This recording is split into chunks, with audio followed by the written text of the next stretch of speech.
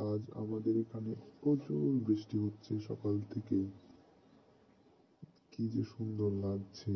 আবহাওয়াটা অনেক সুন্দর ছিল, ভালো লাগার মতো।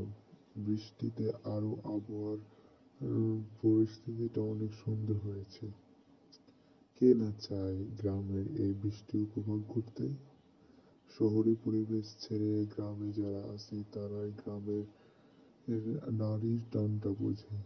শহরে বোঝা যায় না, একে অপরের নেই কোনো ভেদা মেশামেশি। আমরা চাই সকলেই যেন এই গ্রামের বৃষ্টিটা অনুভব করে। গ্রাম যে আমাদের অনেক প্রিয়। গ্রামের মানুষগুলো অনেক হতদরিদ্র হতে পারে, কিন্তু তাদের মনটা অনেক বড়।